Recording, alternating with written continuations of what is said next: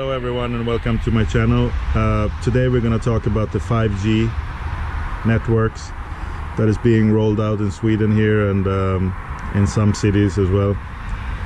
And we're just going to have a look at do we really need this kind of technology, or what is it exactly? Do we need to be able to send text messages even quicker than we are today? I mean, how long does it take? 1 second? Does it really need to go quicker, or is there something else behind this? Let's take a look at that and see if we can find out something interesting. Enjoy, guys. I'm here with disturbing news about our favorite gadgets: cell phones, tablets, Wi-Fi, etc. Putting it bluntly, they are damaging the living cells in our bodies and killing many of us prematurely. I'm Dr. Martin Blank from the Department of Physiology and Cellular Biophysics at Columbia University. It is distressing for me and more than 160 colleagues who today are petitioning the United Nations requesting that they address this problem. We are scientists and engineers, and I am here to tell you we have created something that is harming us, and it is getting out of control. Before Edison's light bulb, there was very little electromagnetic radiation in our environment. The levels today are very many times higher than natural background levels and are growing rapidly because of all the new devices that emit this radiation. An example that a lot of us have in our pockets right now is the cell phone. One study shows that as cell phone usage has spread widely, the incidence of fatal brain cancer in younger people has more than tripled. We are putting cellular antennas on residential buildings and on top of hospitals where people are trying to get well. Wireless utility meters and cell towers are blanketing our neighborhoods with radiation. It's particularly frightening that radiation from our telecommunication and power line technology is damaging the DNA in our cells. It is clear to many biologists that this can account for the rising cancer rates. Future generations, our children, are at risk. These biologists and scientists are not being heard on the committees that set safety standards. The biological facts are being ignored, and as a result, the safety limits are much too high. They are not protective.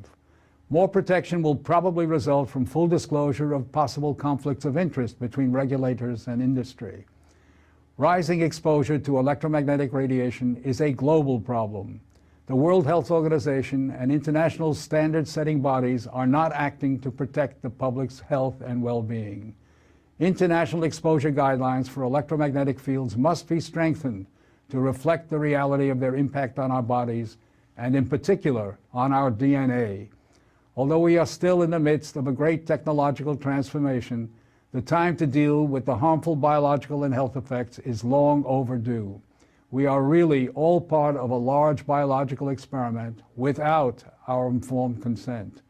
To protect our children, ourselves, and our ecosystem, we must reduce exposure by establishing more protective guidelines.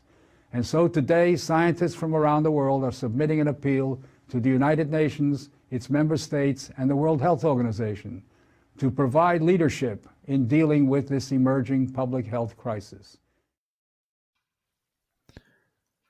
So I guess that this was a few years ago when he spoke about this, and we can see that they haven't really listened to him.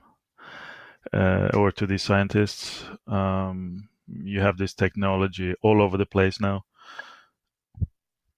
And I mean, if you didn't think that Wi-Fi and this 2.4 gigahertz vibrations, radiations is hurting you, then just wait for 5G and see what that will do.